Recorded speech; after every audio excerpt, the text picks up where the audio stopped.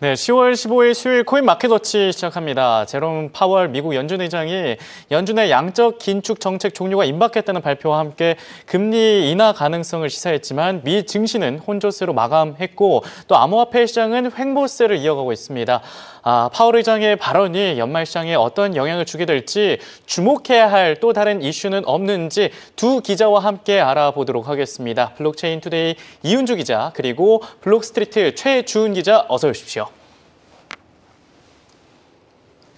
네, 오늘도 코마워 애청자 웰컴이 여러분께 알찬 정보들을 전달해 주실 두 기자와 함께 주요 코인부터 살펴보도록 하겠습니다. 먼저 비트코인입니다. 비트코인 차트를 보면서 이야기를 나눠보도록 하겠습니다. 네, 비트코인 같은 경우에는 어제 그래도 파월 의장이 비둘기적인 발언이 있었음에도 불구하고 이렇게 횡보세를 계속해서 이어가고 있는데요. 언제쯤 이 비트코인의 투심이 회복될 수 있을까요?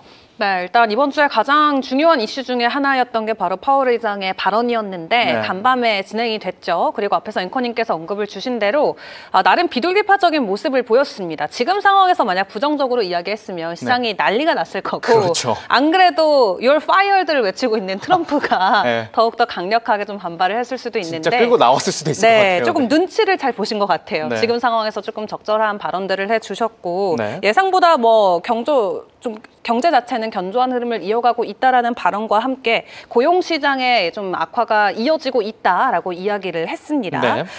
그리고 결론적으로는 지금 셧다운 때문에 우리가 경제 지표를 모든 것들을 받아보고 있지는 못하지만 CPI 자체는 이제 기존의 계획대로 차질 없이 24일에 공개가 될 것이다라고 이야기를 했고 고용 지표들을 우리가 확인을 못했지만 일단 금리 인하에 대한 이 스몰컷에 대한 가능성을 시장은 굉장히 높이 점치고 있는 상황입니다.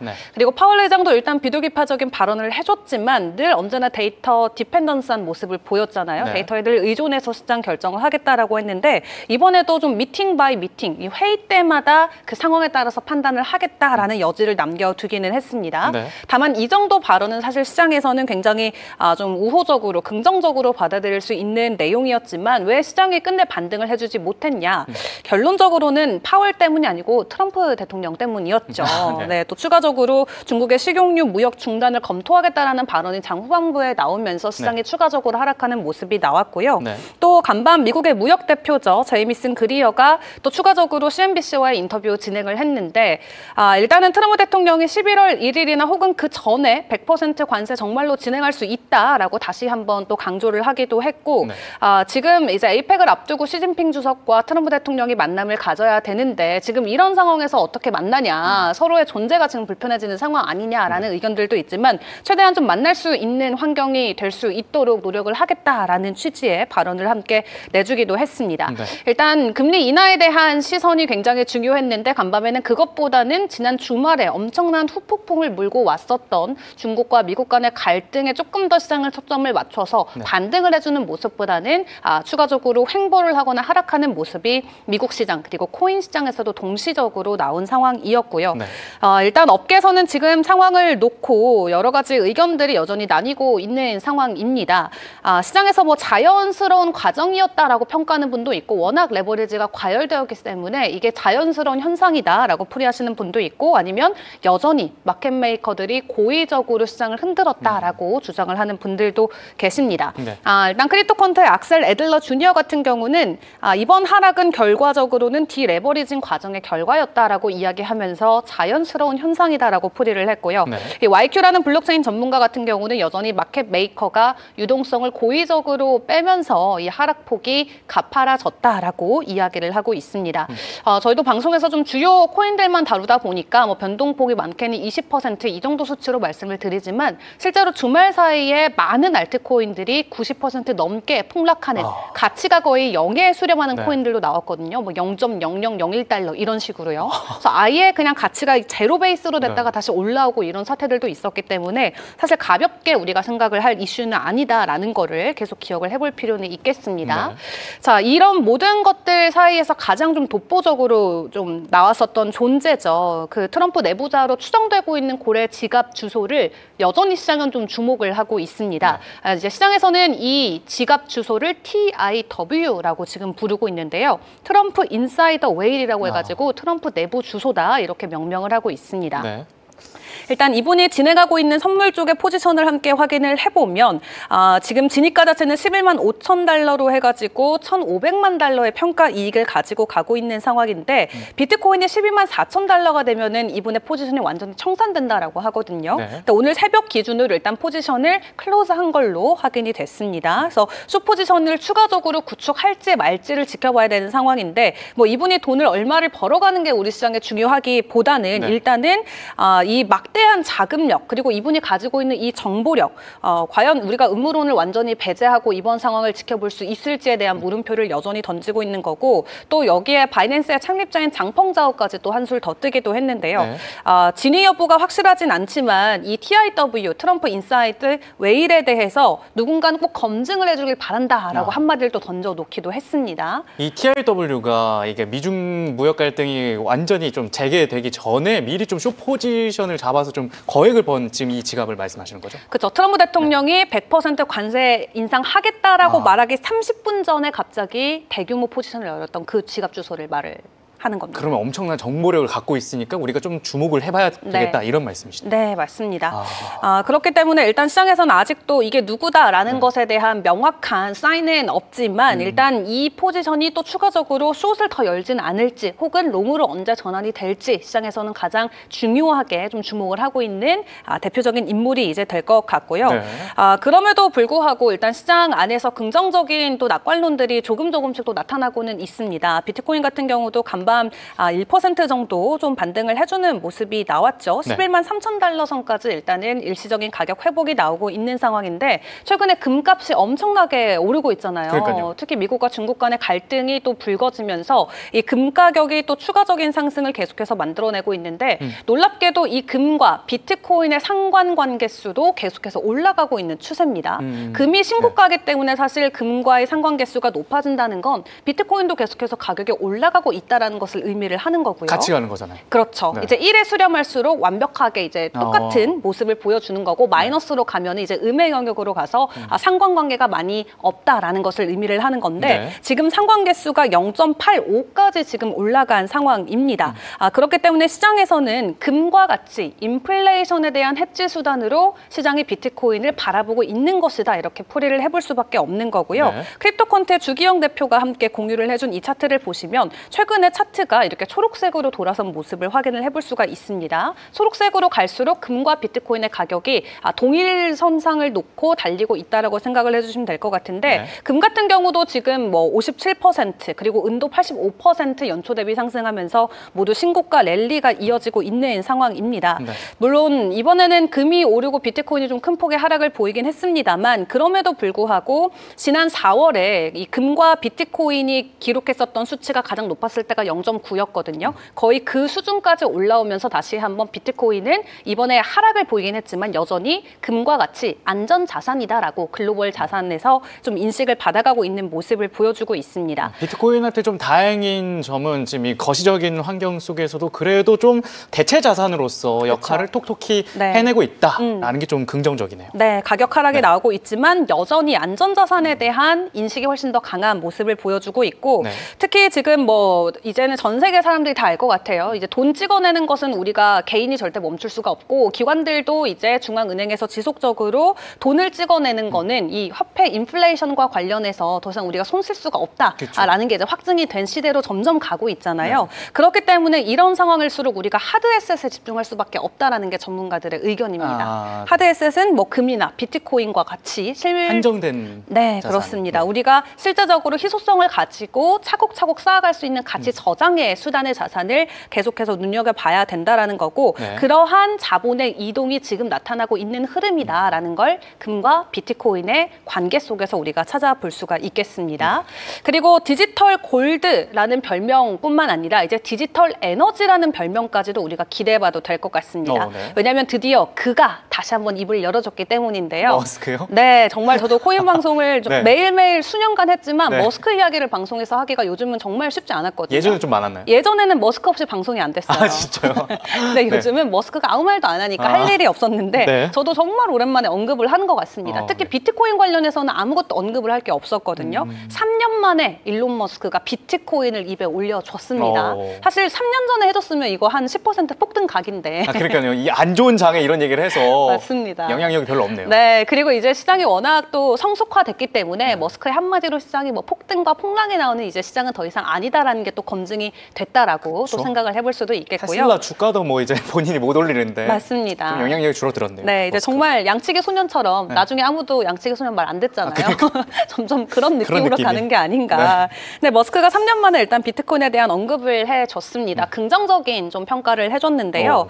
지금 비트코인이 말 그대로 인플레이션에 저항하는 자산이다라고 평가를 하면서 에너지는 속일 수 없다 이렇게 이야기를 했거든요. 네. 그러니까 예를 들어서 비트코인은 에너지 기반이기 때문에 이렇게 가짜 법정 화폐는 계속해서 사람들이 찍어내고 발행해서 가치를 막 만들어낼 수 있지만 네. 우리가 에너지라는 건 자연 자산은 만들어낼 수가 없는 이것도 거잖아요. 한정돼 있잖아요. 그렇습니다. 그렇기 때문에 비트코인은 화폐가 아니고 에너지다, 디지털 에너지다 이렇게 이야기를 하는 겁니다. 네. 그래서 이제 글로벌 투자 관점에서 이제 우리는 제로 해지 관련된 자산들을 봐야 되는데 그게 뭐 금이나 은이나 비트코인 같은 거다라고 크립토콘트 주기영 대표가 앞에서 이야기했던 것과 네. 비슷한 내용을 간밤 머스크가 또 해줬습니다.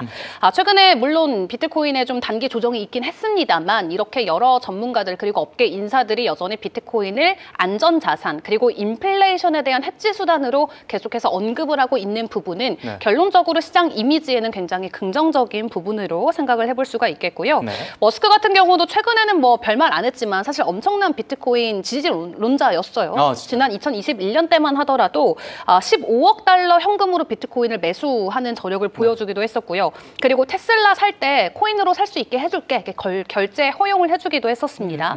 다만 테슬라는 이제 친환경 차량이기 때문에 당시 미국 환경부에서 비트코인은 채굴을 하면 네. 결국 이제 환경 오염이 돼서 그렇죠. 비트코인이 이제 꼬리표가 있었어요. 상쇄되는 거잖아요. 네, 그래서 환경부가 너네 비트코인 하게 하면은 이 전기차 보조금 지원 안 해준다 해가지고 그럼 당연히 정부 돈 받아야 되니까 네. 그때 비트코인 결제 안 할게요 하고 두 손 두 발 들었었던 게 4년 전의 이야기인데 네. 일단 머스크 같은 경우는 정말 오랜만에 다시 한번 비트코인 언급과 함께 그 가치에 대한 인정을 해주는 멘트를 날려주기도 했습니다.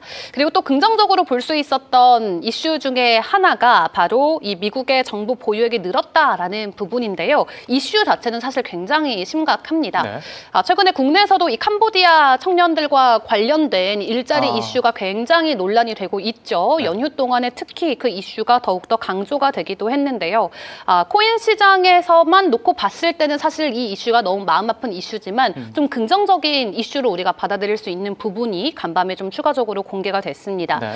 캄보디아 기반으로 하고 있는 암호화폐 초대형 투자 사기 조직 중에 프린스 그룹이라고 있습니다. 네. 실제 뭐 국내 뉴스에서도 많이 다뤄진 범죄 조직인데 이 조직의 대표가 첸즈라는 분이래요. 네. 원래 중국 분이신데 아예 중국 국적을 포기하고 이제 캄보디아에서 활동을 하시는 분인데 이분의 혐의가 뭐 국내에서도 많이 밝혀지긴 했지만 이미 미국이나 영국에서는 국제 공조를 통해서 수사를 다 진행을 했었나 봐요. 그래서 암호화폐 투자 사기라던가 강제 노동, 뭐 인신매매, 네. 뭐 성적 착취라던가 협박, 불법 도박 등 다양한 좀 이슈들을 가지고 결국 네. 미국 정부가 이들이 보유하고 있는 물량을 몰수를 했습니다. 네. 그래서 이 이슈 자체는 너무 좀 다크하고 우리한테는 좀 부정적인 이슈이지만 우리가 코인만 놓고 봤을 때는 네. 미국 정부가 이들의 비트코인을 뺏어 오면서 미국 정부가 기존에 가지고 있었던 물량이 20만 개 정도였는데 이번 몰수 이후로 32만 개까지 껑충 올라가는 모습이 나타났고요. 네. 중요한 건 미국 정부는 한번 이 비트코인을 홀딩하면 절대 팔지 않겠다라고 아예 서명을 해놓은 상태이기 때문에 몰수해서 모아가는 물량은 한마디로 완전히 락업돼서 시장에 풀리지 않는 물량으로 우리가 생각을 할 수가 있습니다. 공급이 보급이 되게 줄어들게 되겠네요. 네, 맞습니다. 그래서 이제 미국 정부가 360억 달러치 비트코인을 들고 가는 세계 1위 보유국 자리에 확실히 좀 견고하게 올라오는 모습이 간밤에 데이터를 통해서 확인이 됐고요. 네. 여러 가지 좀 이슈들이 혼재가 돼 있긴 합니다만 일단 월가에서는 조금 우리가 연초에 좀 받았었던 전망보다는 조금 더 보수적인 전망들이 일단 나오고 있습니다. 네. 시티그룹 같은 경우는 연말 목표가로 13만 3천 달러를 지금 제시를 하고 있어요. 보통 20만 달러까지 우리가 올라줄 것을 기대를 했는데 그렇죠. 이제 남은 2달 동안 퍼포먼스가 어떻게 나와야 될지는 봐야 되지만 일단 네. 시티그룹에서는 간밤 13만 3천 달러의 목표가를 내놨다라는 것까지 말씀을 드리면서 시장 안에서는 여전히 좀 혼란스러운 부분이 있지만 그럼에도 불구하고 비트코인의 진정한 가치를 알아보는 업계 인사들이 늘어나고 있다라는 부분은 기억을 해보시면 좋겠습니다. 네, 이렇게 해서 비트코인 관련된 이슈 설명해 주셨고요. 이제는 좀 차트 분석을 좀 해보도록 하죠. 비트코인 네네네. 차트 왠지 네. 저도 보기에는 뭐 금처럼 약간 흘러가는 느낌이 있긴 있는데 네네네. 어떻습니까, 차트? 네, 오늘 그 비트코인 차트 설명드리기 앞서서 네. 여러분들께 다시 비트코인 도미너스 차트부터 좀 보여드리겠습니다. 네. 간단히 말씀드리자면은 지난 이때 시점부터 여태까지 하락했던 것에 대해서 일단은 되돌림 구간이 왔고 이 되돌림 구간이 생각보다 빨리 인위적으로 왔고 네. 그리고 이제는 이 되돌림 구간을 넘어서 다시 한파동 내려가는 이런 시나리오를 우리가 지금 기대해 볼 수 있겠고 그렇기 때문에 현재까지는 아직까지는 비트코인의 흐름이 좀 더 강세로 작용할 수 있다고 볼 수 있겠습니다. 그리고 다시 비트코인 차트 일봉으로 돌아와서 네, 제가 거듭 강조드렸던 이 그 주봉 단위의 그 저점, 그 주봉 단위 저점이 여기서 일단 마무리가 됐습니다. 그리고 뭐 일단은 정말 가슴 아픈 시나리오였죠. 지난주 그 10일 날, 지난주 10일 날 이제 금요일 날 이제 발생한 이제 피해 금요일이라고도 해도 무방한 이 시나리오가 이제 발생했는데 이 시나리오가 너무 인위적입니다. 인위적이고 그리고 이날 장대 음봉이 펼쳐진 이날 이제 트럼프가 아주 이제 도란프가 되어가지고 이제 시진핑을 욕을 했었죠. 그런데 그 다음날 바로 이날 다시 이제 너무 나는 시진핑을 그렇게 싫어하지 않는다. 그렇기 때문에 뭔가 서로 이제 정말 짜고 치는 고스톱이 마냥 이렇게 좀 뭔가 급락했다가 다시 급등하는 이제 모습이 현재까지 발현이 했습니다. 그리고 이 구간도 사실상 제가 전 방송에서 이제 주봉 차트로 비트코인 주봉 차트로 어느 정도 이제 좀 얘기를 해드렸었던 부분도 있습니다. 그렇기 때문에 원래 정상적으로 이제 매매를 했던 분들도 제가 요 구간에서 이제 1차 매수를 한번 뭐 진입해봐라라고 말씀드렸고 또 이러한 구간이 이제 도달할 때마다 이제 한번 2차, 3차 매수를 N차 매수를 해볼 만하다고 말씀드렸는데 정상적으로는 이때 1차, 2차 매수를 하는 것이 맞습니다. 설령 지금 이때 이렇게 했더라도 요 장대 음봉 빔 때문에 마이너스가 됐을지언정이라도 이 그림이 너무 무빙이 인위적이기 때문에 이렇게 매수를 들어가야 되는 것이 맞고 그리고 실제로 이 구간에서도 많은 거래량이 터졌기 때문에 여기가 이제 주봉적으로 주봉상 저점이라고 저는 보고 있습니다. 네, 그렇다면 그리고 또 제가 지금 밑꼬리를 보여드린 이유가 보통 이렇게 심한 밑꼬리를 그리게 되면 차트적으로 다시 이 부분을 다시 되돌아오는 그런 또 습성이 있는데 진짜요? 제가 보기에는 이것을 다시 또 회복하는 움직임은 나오지 않을 것으로 보이고 현재 지금 이 정도로 지금 어느 정도 이 밑꼬리에 대해서 되돌림을 마무리 짓는다고 저는 생각을 하고 있습니다. 그래서 버티고 있다는 거네. 그렇죠. 그래서 더 빠지더라도 이런 구간이지 다시 밑꼬리를 되씹어 먹을 만큼 다시 이만큼 오기는 힘들다라고 좀 말씀을 드리겠습니다. 그리고 그리고 다시 비트코인 이제 일봉 차트로 와서 현재 시점을 봤을 때는 두 가지 시나리오가 제가 지금 높은 확률로 좀 중첩되거나 혹은 발현이 될 거라고 보고 있는데 첫 번째 시나리오는 다시 빠른 시일 안에 보이시는 이 11만 4천 달러를 씹어 먹고 다시 이게 복귀한 다음에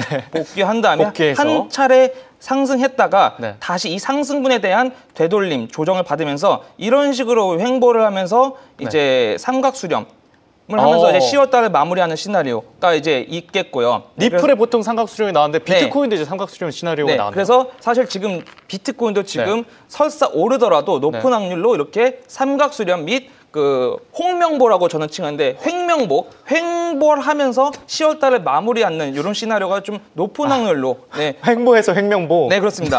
발현이 될 것으로 보입니다. 그런데 만약에 또 이 시나리오가 있고 빠질 수도 있지 않습니까? 이대로 빠지게 되더라도 이렇게 하락 조정 플랫 패턴 A, B, C로 이제 빠질 것으로 보이고 그때가 되면 지금 제가 좀 흐리게 해놓은 이러한 선들이 다시 조금 중요하게 되는데 이런 부분에서 이렇게 어느 정도 그 마무리가 되는지 확인하고 이때 이제 진입을 하는 것이 좀 합리적으로 보입니다. 만약에 이런 이제 하락 시나리오가 바로 이제 발현이 된다면 말씀드리는 것이고 현재까지는 그래도 높은 확률로 지금 이런 구간대 그래도 잘 지켜주고 있거든요. 지켜주고 있기 때문에 한 차례 좀 더 상승을 나올 수 있겠다. 근데 나오더라도 이게 찐 상승이 아니라 지금 이번 달은 이렇게 횡명보하는 이런 시나리오가 좀 나올 가능성이 높겠다라고 말씀을 드리고 그리고 오랜만에 또 테더 도미넌스. 테더 도미넌스도 지금 제가 정확히 이제 뭐 1차 신규 진입, 2차 신규 진입을 이 테더 도미넌스 사실 이 차트에 이제 다 이렇게 미리 이제 적어 드렸습니다. 그래서 숨겨진 레시피 같아요. 네, 그렇습니다. 그래서 여러분들도 항상 이제 우리 코마워 시청하실 때 이런 이제 제가 어떤 것들을 기입해 놨는지를 항상 또 유심히 또 이제 체크를 하시고 또 이제 반복해서 보셨으면 좋겠습니다. 그래서 지금 이제 이러한 이제 그 테더 도미넌스는 말 그대로 이제 비트코인이나 반대로 흘러가기 때문에 테더 도미넌스가 이 윗꼬리가 이렇게 심하게 나온 부분 제가 인위적이라고 말씀드렸고 다시 지금 2차 신규 진입 구간 밑으로 내려오고 있습니다. 그렇기 때문에 지금 구간에서는 높은 확률로 이 테더 도미넌스가 이런 식으로 바로 빠지거나 아니면은 다시 지금 이미 빨간색 선 위에 올라오기 때문에 여기서 이렇게 좀 더 지저분하게 흘러가다가 여기를 다시 이렇게 이탈하게 되는 이런 움직임이 좀 나올 것으로 보이거든요. 그래서 이런 테더 도미넌스 시나리오도 좀 계속해서 좀 여러분들 유의하시면서 비트코인 바라보면 되겠고 그러나 지금 상황에서는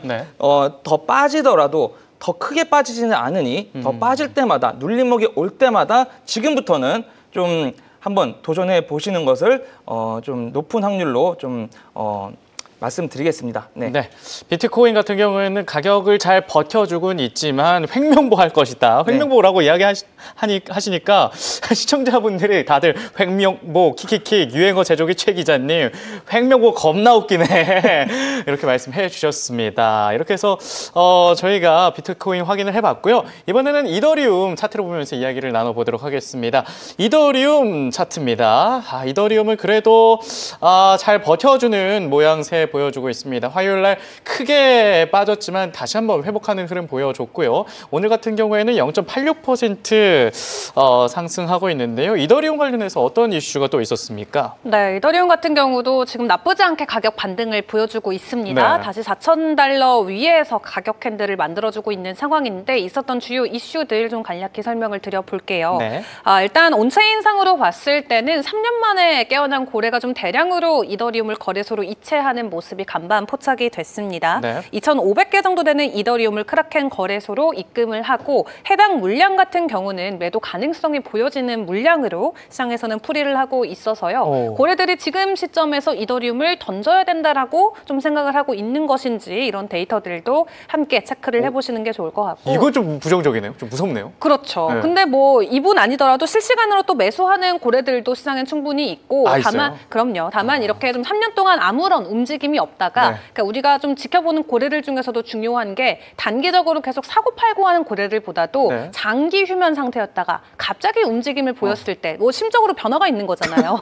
왜 지금 시점에 굳이 대량으로 매도를 할까? 뭔가 사고 싶었던 게 있을 수도 있고. 그렇죠. 이걸 뭐 비트코인으로 바꿨을 수도 있고요. 근데 결론적으로 이더리움 측면에서는 장기적으로 보유하고 있었던 휴면 고래 주소에서 변동성이 나왔다라는 건 가격적인 측면선에서는 조금 흔들릴 수 있는 하나의 요소가 될 수 있기 때문에 이런 부분도 함께 점검을 해보시면 좋겠고요. 다만 또 긍정적으로 볼 수 있는 부분 중에 하나는 또 부탄이라는 국가가 있습니다. 옛날에 부탄 이야기하니까 어떤 시청자께서 부탄 가스는 아는데 부탄은 처음 들어본다고. 나라 부탄 아닌가요? 나라 부탄 맞습니다. 그렇죠. 워낙 국내에서는 잘 알려져 있지 않은 나라이다 보니까 또 처음 들어보시는 분들도 계실 것 같아요. 근데 이제 부탄 같은 경우는 코인 쪽에서는 굉장히 또 유명한 국가 중에 하나입니다. 왜냐하면 부탄은 아예 대놓고 본인들의 수력 발전을 통해서 코인을 채굴하고 있는 국가예요. 근데 지금 미국은 혁신적이네요. 네, 채굴 안 하잖아요. 미국 같은 경우는 네. 너네가 잘못한 거에서 물량을 뺏어서 본인들이 가져가는 그렇죠. 것만 하지. 그런 걸 가지고 네, 본인들이 있는데. 채굴하진 않는데 부탄 네. 같은 경우는 수력 발전소를 기반으로 비트코인을 직접 채굴하고 있는 나라입니다. 이미 몇 년 됐어요. 그래서 부탄이 경제적으로 사실 비트코인을 채굴함으로써 이 경제력이 굉장히 많이 올라간 대표적인 케이스고 네. 뭐 엘살바도르 같은 경우는 아예 비트코인을 법정 화폐로 지정을 해서 그렇죠. 하루에 하나씩 계속 매수하는 그리고 엘살바도르는 화산의 그 열기를 통해서 또 비트코인을 채굴하고 채굴하는. 있거든요. 네. 이런 식으로 부탄도 이 코인 쪽에서는 이미 몇 년째 코인을 채굴하고 있는 굉장히 유명한 국가인데요. 네. 지금 그렇게 열심히 모아서 뭐 물론 중간에 사고 팔고 여기는 합니다. 국가 자체가 막 부유한 국가가 아니기 때문에 또 필요할 땐 또 자본 지출을 하는 그래서 비트코인을 팔기도 하는 상황이지만 네. 현재 기준으로 한 10,000개 정도 이제 비트코인을 보유하고 있어서 오호. 순위 기준으로는 그래도 세계 5위입니다. 많이 늘고 있네요. 네, 10,000개만 있어도 네. 국가 단위로는 왜냐하면 우리나라는 비트코인 공식적으로 한 개도 없잖아요. 그렇죠. 이런 식으로 대부분의 국가가 그렇기 때문에 10,000개만 보유하고 있어도 국가 네. 보유량 순위로는 지금 5위에 있는 게 이 부탄인데 네. 부탄이 이번에는 이더리움과 관련된 또 새로운 이슈를 공개를 했습니다. 80만 명 국민 신원 정보를 이더리움에 통합한다고 해요. 네. 여기 인구수가 80만 명인데 우리들의 개인 정보, 뭐 주민등록번호, 이름, 생년월일 이거를 이더리움 블록체인에 올린다는 거예요.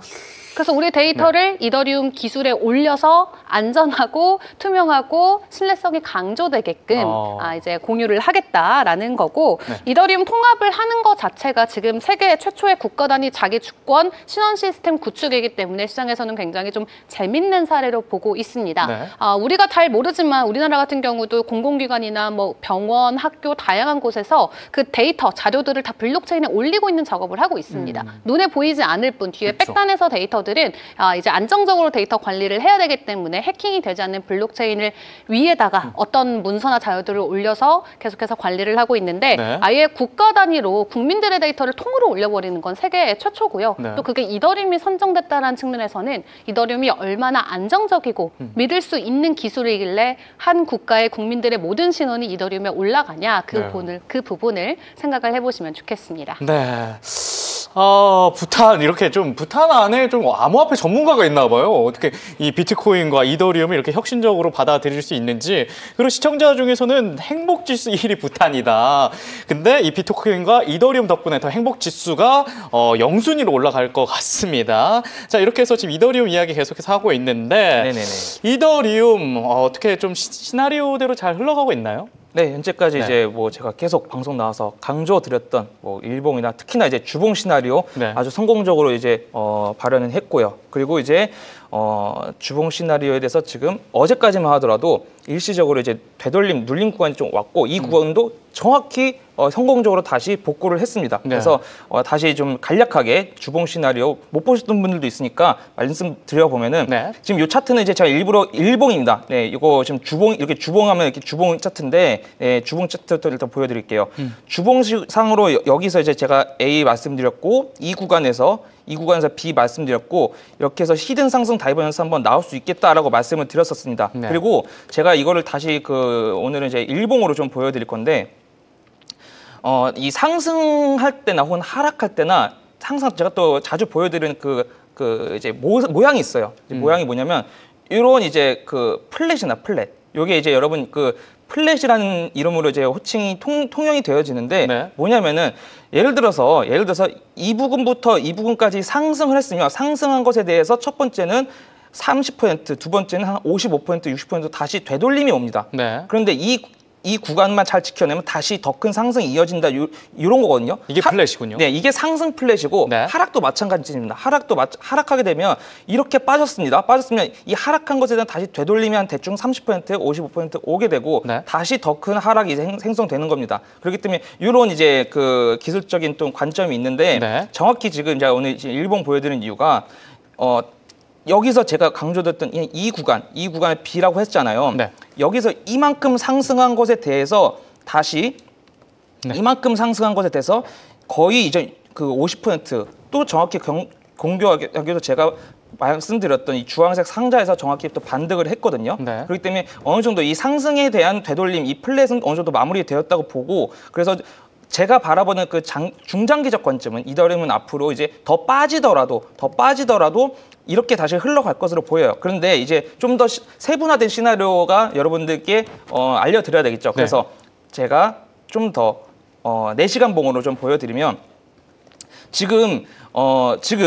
구간 그리고 이 4,200달러 요 구간을 당연히 저도 시원하게 좀 뚫어주고 안착을 했으면 좋겠습니다. 네. 이렇게 안착하게 되면은 그 다음부터는 이제 다시 이제 엄청난 또 상승이 이어질 것이거든요. 안착만 하면. 네, 근데 이 구간 지금 이렇게 또 계속 이제 때려맞고 있잖아요. 때려맞고 있기 때문에 이더리움에 있어서도 역시 우리 명보 형님이 좀 한동안 좀 나타날 수 있겠다. 명보요? 네, 그래서 여기 구간을 시원하게 이제 뚫어버리는 시나리오. 당연히 저도 이제 이더리움 횡명보가 아니라 이더리움 히딩크 시나리오가 나오길 바라지만 이게 안 나올 경우는 여기서 이제 좀 이렇게 한동안 이렇게 횡보를 하다가 횡보하더라도 이 비트코인과 마찬가지로 이더리움 요 밑꼬리를 다 씹어먹는 다시 회복하는 이런 그 불상사는 나오지 않을 것으로 보여요. 그래서 그렇죠. 이렇게 횡보하면서 10월달에 마무리하고 다시 이제 한번 이제 또 우리 명보 형님의 회전 회오리 슛이 한번 또 나올 수 있을 것으로 저는 이렇게 보고 있습니다. 그래서 일단 두 가지 시나리오 그리고 두 가지 시나리오의 공통점은 더 심하게 빠지지 않는다가 이제 공통된 그 현재 지금 흐름이기 때문에 지금 구간에서 이제 뭐 시즌 종료다. 이제는 뭐 숏이다 하면서 이제 좀 이게 오히려 지금은 좀 더 위험할 수가 있습니다. 그렇기 때문에 지금 구간에서 또 바로 한 번에 이제 또 매수를 하는 것이 아니라 항상 눌림목이 생기는 거 항상 뭐 15분 봉 단위가 됐든 45분 봉 단위가 됐든 1시간 봉 단위가 됐든 이런 좀 차트적으로 항상 좀 보시면서 눌림목이 나올 때마다 좀 분할해서 좀 한번 들어가 보시는 것이 좀 앞으로 11월 달 그리고 12월 달을 좀 대비하는 그런 대비 태세가 이제 저는 될 것으로 보고 있고요. 그리고 솔라나 혹시 이겁니다. 솔라나 말고 이제 이더리움과 비트코인 비교하는데 그래서 요거는 이제 주봉인데 이것도 이제 제가 계속 강조했던 그 0.04 요 구간을 이제 밑돌다가 여기 이탈하고 이렇게 쭉 한 벌써 2달째 빠졌잖아요. 빠졌는데 지난주 그리고 요번 주 양봉 잘 만들고 있어요. 그래서 만약에 이 차트 여러분 다시 말씀드리면 ETH, BTC 그러니까 이더리움과 비트코인을 서로 비교하는 차트인데 요번 주 이 음봉이 그래도 양봉이 채로 마무리되거나 아니면 이게 좀 더 가서 이런 이 선이 지금 대략 0.038 부근이거든요. 이 정도까지 그래도 잘 다시 이제 도전해 주면서 좀 주봉이 마무리가 된다면 어느 정도 여기서 다시 이게 저점이 만들어진 거예요. 그러면 이 차트가 다시 이 0.04를 다시 회복하는 순간 이더리움 다시 한번 미친 듯이 한번 또 상승할 수 있는 그런 흐름 나올 수 있겠고 이를 뒷받침하는 것이 아까 보여드렸던 비트코인 도미넌스 차트 이렇게 한 파, 두 파 이렇게 빠진다고 제가 기대하고 있죠. 그래서 이 비트코인 도미넌스 이렇게 빠지면서 이더리움 주도로 다시 한번 알트코인 장세 한번 올 수 있을 거라고 저는 현재까지는 그렇게 보고 있습니다. 그래서 이더리움 더 빠지더라도 빠질 때마다 눌림목이 나타날 때마다 분할로 한번 좀 진입을 한 번에가 아니라 분할로 진입해 보시는 것을 추천드리고 가장 저도 바라는 것은 우리 명보 형님이 아니라 여기서 빨리 여기를 한번 슛을 만들면서 한번 도전해 주는 움직임 나왔으면 좋겠습니다. 두 가지 시나리오네요. 뭐 히딩크 감독님 와서 한 번에 이렇게 날려줄 것이냐, 아니면 횡명보님께서 조금 회오리 만들다가 회오리 슛을 날려줄 것이냐. 그렇습니다. 어쨌든 상승 시나리오를 이렇게 말씀해 주셨는데 이렇게 좀 이더리움 차트 분석까지 해봤고요. 리플 바로 확인해 보도록 하겠습니다. 리플 차트를 보면서 XRP 얘기를 해보도록 하겠습니다. XRP는 근데 머리가 너무 아픕니다. XRP 이렇게 회복할 기미조차 보이지 않는 이 XRP인데요.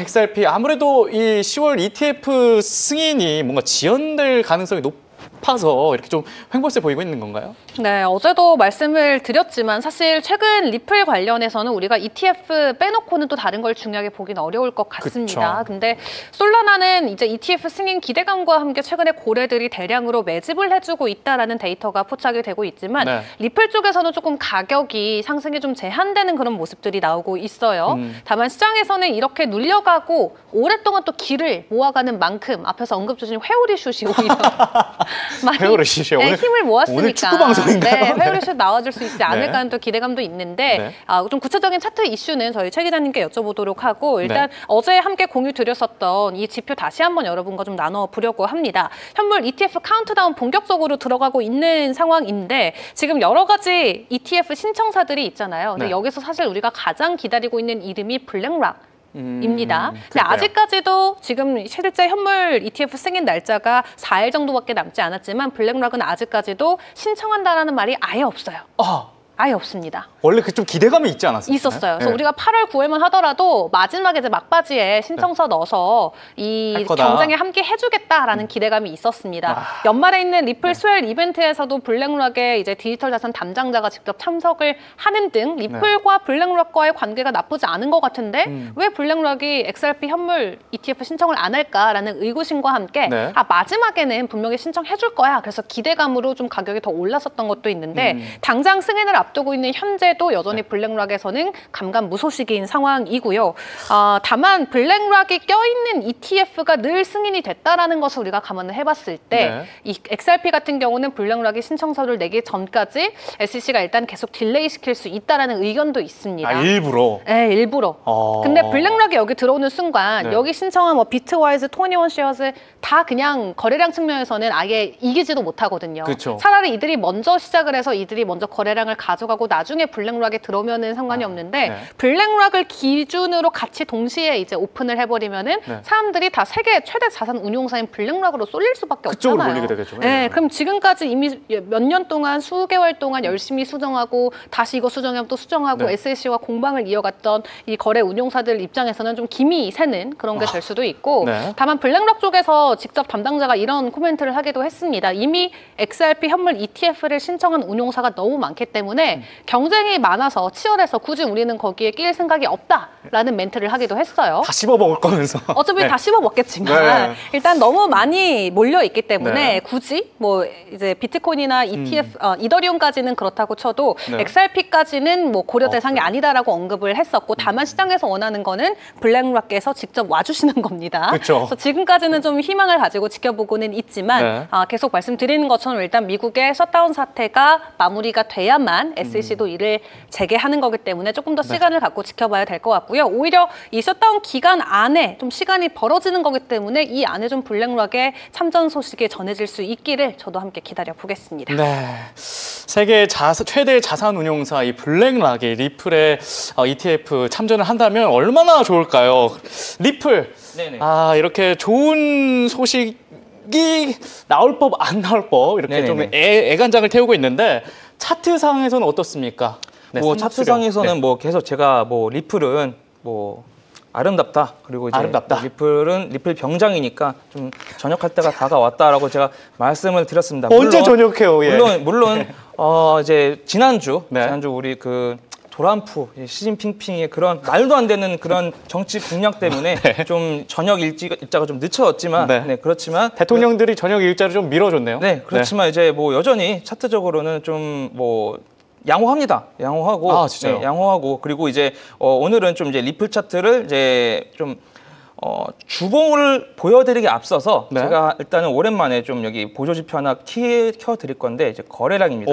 이제 거래량인데 잘 붙나요? 여러분들이 이 거래량 이거 차트 볼 때 이제 뭐 단순하게 이제 뭐 이 빨간 게 당연히 이제 뭐 매수세고 파란 게 이제 매도세인데 이런 게 무조건 많이 나와야지 좋다고 생각하시는데 이런 게 극에 달할 때는 사실상 그게 고점이거든요. 혹은 반대로 이 매수 이 거래량이 또 극에 달해서 많이 나면 그게 또 저점이고 그래서 사실 지금 지난주 이런 그 사태가 벌어졌을 때도 지금 조금 어느 정도 요 정도만 지금 나왔지 그렇게 크게 뭐 매도세가 또 나타나지도 않았습니다. 그래서 지금 이 차트를 좀 이렇게 또 보시면 이게 좀 거국적으로 항상 제가 말씀드리는 게 거국적으로 보시면 지금 아무것도 아닌 구간입니다. 이 차트 보시면 여전히 크게 지금 박스권 안에 형성되어 있는 거를 볼 수가 있고요.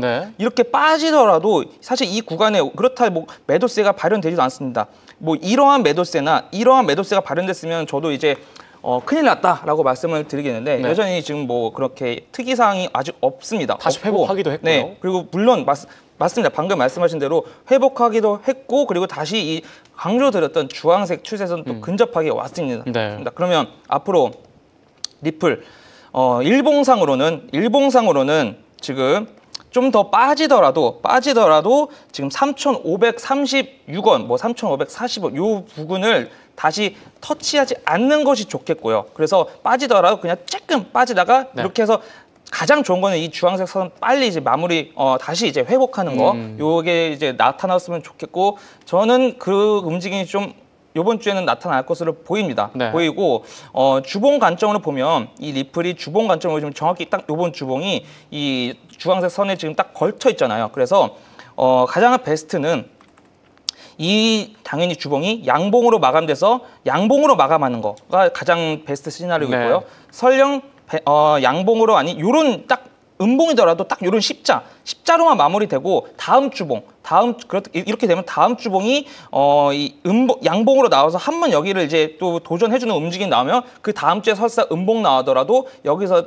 지지대가 다시 형성되기 때문에 추가적인 상승 가능하고요. 그리고 앞서 제가 말씀드렸던 이번 주 만약에 양봉으로 마감 이 주황색 선 걸치더라도 조금 이상해서 양봉으로 마감하고 그 다음 주에 음봉 나오더라도 높은 확률로 이 선 위에서 이제 좀 놀 수 있겠거든요. 그렇기 때문에 그렇게 되면 다시 그 다음 주에 이렇게 다시 또 이제 한번 회오리슛 또 기대해 볼 수 있겠다. 그래서 이 주봉 관점으로 더더 말도 우리 명보 형님이 나타나더라도 여기서 그냥 딱 걸쳐서 마무리만 되면 마무리가 되면 그래도 리플 차트 양호하다. 그리고 뭐 이거는 아까 말씀드렸다시피 뭐 비트 뭐 이더 다 떠나서 지금 전반적으로 모든 코인들이 이 구간에서 다 저점을 형성을 했습니다. 제가 말씀드리는 것은 이 밑꼬리 구간에서 저점을 형성했기 때문에 이 구간을 다시 이제 이렇게 돌아오는 움직임은 좀 너무 가혹하고 너무 슬프기 때문에 또 높은 확률로 이런 시나리오는 좀 발현되지 않겠다라고 현재까지는 바라보고 있기 때문에 리플 차트 여전히 아름답고 우리 모두 리플 병장이 전역하기를 기대해 보면 되겠습니다. 네, 좋습니다. 일단 일봉 주봉상으로는 주황선을 잘 지키고 있다는 점이 고무적인데 리플 병장의 이 빠른 전역 저희도 바라봅니다. 이렇게 해서 비트코인, 이더리움, XRP의 시황과 차트 분석까지 살펴봤습니다. 이번에는 주목해 볼 만한 코인, 시청자가 궁금해하는 코인을 소개하는 시간입니다. 이어지는 코인 레이더 계속해서 시청해 주시기 바랍니다.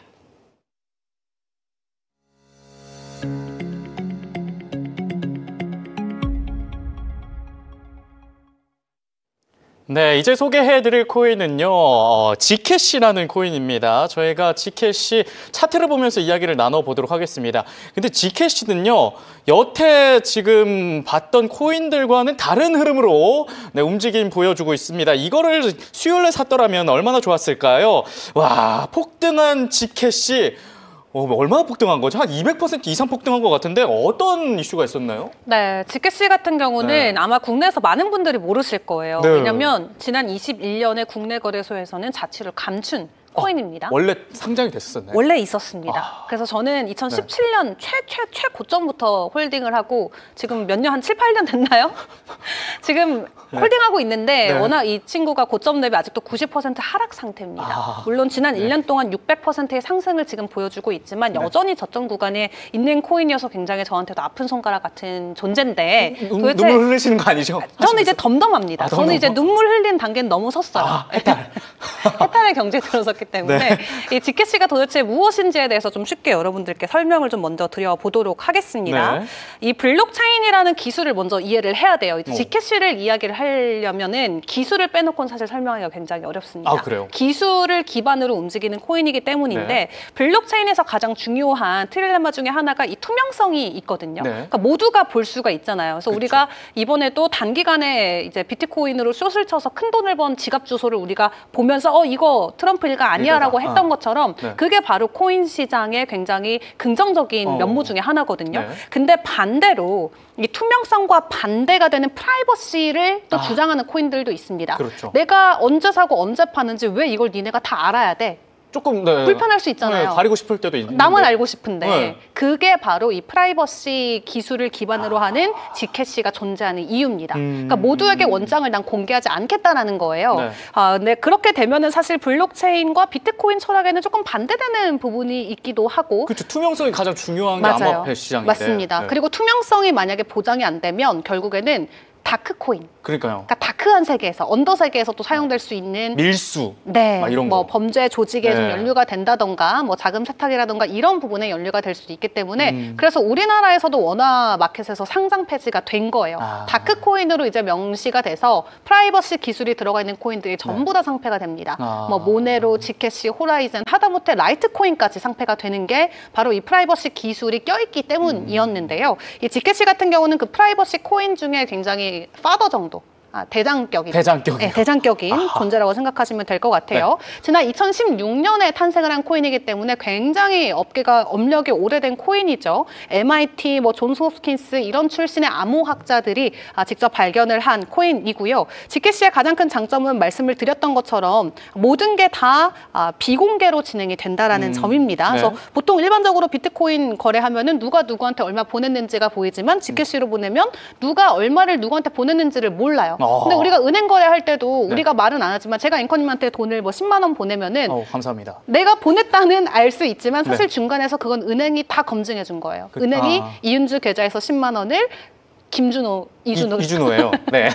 우리 방송한 지 몇 개월이 됐는데 제 성을 어쨌든 네, 이준호 앵커 계좌로 네. 10만 원 보낸다를 다 검증을 해줬기 때문에 중간에 검증자가 있는 거잖아요. 근데 이제 블록체인으로 오면 이 검증자는 없지만 기술로 우리가 그걸 검증하겠다라는 게 블록체인과 비트코인이고 네. 얘 같은 경우는 검증조차도 하지 말자. 너랑 나만 알면 됐다. 이건 겁니다. 그러니까 돈이 어디에서 어디로 가는지 알 수가 없고 그게 제일 싫어하는 게 정부와 중앙 기관들이죠. 돈이 어디서 어디로 흘러가는지를 알아야 자금 세탁도 잡고 해외로 나가는 돈도 잡고 다 잡는데 이 기술은 그게 아무것도 안 되는 겁니다. 그래서 정말 쉽게 이야기를 드리면 말씀드렸던 것처럼 내가 돈을 보냈지만 내가 누구한테 얼마 보냈는지는 완벽하게 비밀로 감출 수 있는 기술을 가지고 있는 게 바로 지캐시고 이 주소가 두 가지의 좀 주소 구조를 가지고 있습니다. T 어드레스라는 게 있고 Z 어드레스가 있는데 T 어드레스는 일반 비트코인이랑 블록체인 똑같아요. 그러니까 공개적으로 보낼 수 있는 기술도 있고 그리고 Z 어드레스로 가면 이제 이게 익명으로 되는 구조인데 한마디로 유연한 구조 때문에 프라이버시 코인이지만 지캐시가 이 안에서도 굉장히 대장격으로 평가를 받고 있습니다. 최근에 그렇다면 왜 폭등을 했는지 이런 배경을 가지고 있는 코인인데 지금까지는 철저히 무시가 됐거든요. 왜냐하면 암코인이라. 네, 너무 이제 다크 사이드에서만 사용이 됐기 때문에 굉장히 위험한 코인이었는데 최근에 폭등하게 됐던 이유 저희가 봤을 때는 크게 세 가지 정도가 있을 것 같아요. 첫 번째로는 이제 그레이스케일에서 기관 전용 지캐시 상품을 재개했다는 소식이 전해졌습니다. 그러니까 기관들을 대상으로 지캐시를 다시 한번 적극적으로 담을 수 있는 포트폴리오가 공개가 되면서 기관발 이슈가 하나의 트리거 포인트가 되어졌고요. 그리고 두 번째는 최근에 유명 인사들이 갑자기 이 지캐시를 언급해 준 게 지캐시 가격 상승에 굉장히 큰 화두가 됐습니다.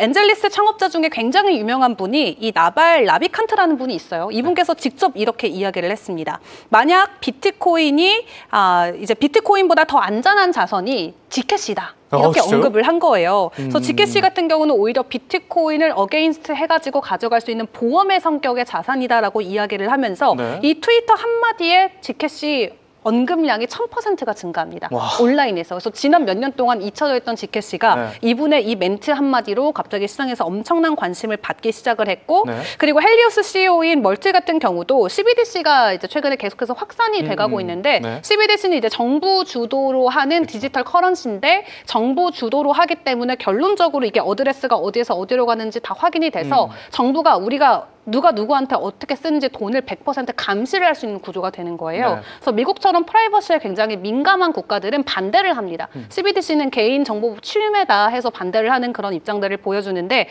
어쨌든 CBDC를 중국과 같은 그런 국가들을 기반으로 확장이 되고 있기 때문에 CBDC의 확산 같은 경우도 이 지캐시를 통해서 가는 게 훨씬 더 안전할 수 있다라는 언급이 나오면서 업계 인사들의 이런 언급이 결론적으로 지캐시에는 굉장히 긍정적인 가격 상승의 역할을 해줬습니다. 그리고 마지막 세 번째가 가장 중요한 건데요. 이 기술 업데이트가 이번에 있습니다. 자, 자시 2.4 버전이라는 기술 업그레이드를 하는데 정말 쉽게 이야기를 하면은 이번 업그레이드를 통해서 이제 더 이상 지캐시를 거래소 안에서 구매하지 않아도 되게 됩니다. 근데 말씀을 드린 것처럼 지캐시는 여러 가지 이슈들을 안고 있기 때문에 중앙화 거래소에서 지금 구매가 안 되는 상황이잖아요. 근데 중앙화 거래소에서 안 사고 그냥 내 개인 지갑에서 구매를 할 수 있다라는 게 기존에 있었던 페인 포인트를 완벽하게 해소시켜 주는 보내주는 거거든요. 그러니까 더 이상 거래소 통해서 안 사고 안 하고. 지갑 안에서 내가 솔라나나 비트코인으로 지캐시를 살 수가 있다는 거예요. 개인과 개인끼리. 네, 그러면 훨씬 더 이 구매량이 증가가 되면서 가격 상승이 나올 수가 있겠죠. 네. 덕분에 지캐시 같은 경우는 이제 올 들어서 거의 600%에 넘는 가격 상승을 보여주고 있는 상황인데 네. 여러 가지 리스크 존재도 여전히 남아 있기 때문에 규제 이슈가 있습니다. 유럽에서도 27년부터 프라이버시 토큰 아예 금지하겠다라고 해가지고 규제와 관련된 부분들 여전히 부정적인 부분이 있고 또 최근에 지캐시 랠리가 결론적으로는 비트코인 신고가와 함께 나왔기 때문에 랠리에 탑승한 걸 수도 있다라는 평가도 있어서요. 일단 최근에 단기 급등을 보여준 만큼 좀 단기적으로 변동성에는 주의를 해보시는 게 좋겠습니다. 네, 올해 큰 이 변동성을 보이고 있는 지캐시인데 차트상 흐름은 어떻습니까? 뭐 차트상으로는 뭐 앞서 이제 은주 기자가 말씀했던 것처럼 네. 너무 많이 올랐습니다. 그렇죠. 너무 많이 올랐고 사실 이제 뭐 기술이 어떻던 간에 이런 이제 고점에서는 사실상 좀 여러 가지 좀 리스크가 많이 좀 발현이 될 수가 있어요. 네. 그래서 뭐 일봉적으로 보면 그 이제 제가 뭐 사실 이 지캐시 같은 경우는 다시 이제 주봉적으로 보여드리면 이런 뭐 주봉 월봉상 저항대를 불과 이제 뭐 2주 만에 그냥 한 번에 다 이렇게 뚫어버렸거든요. 와. 이 저항대가 네. 엄청난 다 그 매물대가 네. 들어가 있는 저항대였는데 이걸 한 번에 2주 만에 뚫어버렸단 말이에요. 이야. 그렇기 때문에 너무 급하게 오른 점도 있고 네. 그러면 이제 무조건 하락할 것이냐? 네, 그게 제일 궁금해요. 네, 그렇죠. 일봉적으로 말씀드리면 제가 이렇게 딱 크게 좀 큼지막하게 이번에 적어놨는데 그 226달러에서 216달러 요 구간이 무조건 여기를 추가 상승을 위해서는 지켜주어야 하는 구간이 되겠습니다. 아하, 네. 그렇기 때문에 여기를 만약에 이탈하게 되면 다시 이 월봉의 이 저항대까지 또 하락이 이어질 수 있기 때문에 네. 실제로 이때 한 지금부터 그 5, 6일 전에 이 봉을 보면 실제로도 여기서 좀 이탈을 해버리니까 바로 여기에 또 한번 꼬라 박았었거든요. 네. 그렇기 때문에 네. 여기를 앞으로는 무조건 지켜주는 것이 좋겠고요. 네. 이렇게 지키다가 다시 이제 260달러 선을 지금이 이제 262달러인데 260달러 지금 구간을 네. 다시 이제 지지만 한다면은 한번 지지한다면은 그 305달러까지는 한번 달아볼 수 있겠다. 그 이유가 이제 왜냐면 이 엘리어트 파동이라고 여러분들도 들어보셨지만 네. 상승 파동에 있어서는 엘리어트 상승 오파가 이제 좀 높은 확률로 발현이 되게 됩니다. 그렇기 때문에 현재 여기를 기점으로 하나, 둘, 셋, 넷 아직 한 파가 남아 더 있는데 남았다. 그런데 네. 아닙니다. 그런데 무조건 아니에요? 전제 조건이 이런 제가 아까 말씀드린 가격대에 지켜줘야 됩니다. 그리고 네. 워낙 지금 급하게 올랐기 때문에 여기서 여러분들이 선뜻 아직 한 파 남았으니까 들어가야 되겠다 하다가 큰 코 다칠 수가 있어요. 네. 그러니까 지금 말씀드린 226달러, 216달러, 260달러 이 가격대 무조건 지키는지 확인한 다음에 들어가면 요 가격대에 먹을 수 있는데 근데 사실 지금 들어가더라도 이게 손익비가 좋지가 않아요. 네. 먹더라도 이만큼인데 잃을 확률이 이만큼이거든요. 그렇기 때문에 지금은